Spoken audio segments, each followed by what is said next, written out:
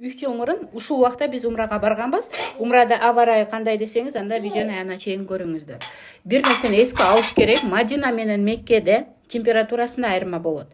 Мадина шаарында биздеги март айындагыдай болот.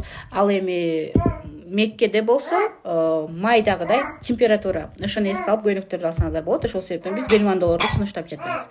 Анан сырт кийимден өтө калың эмес, өтө жука эмес сырт кийим алсаңыздар ошол жетиштүү болот. Өтө ашыкча кийим алууну дагы сунуштабайм. Температурасы ибадат кылганга азыркы убакта абдан сонун, ысып, күнгө күйүп кыйналбайсыздар.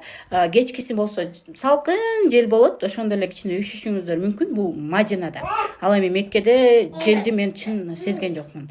Болгон кондиционерлер көп болот. Ошол себептен айрым учурда апаларыбыз üşүп калат. Ошого жылуу кийимдерди сунуштамакчыбыз. Бут кийимден жеңил бут алсаңыздар жетиштүү болот. Видео жакса лайк баса кетиңиз, башкалар менен бөлүшүүнү унутпаңыз.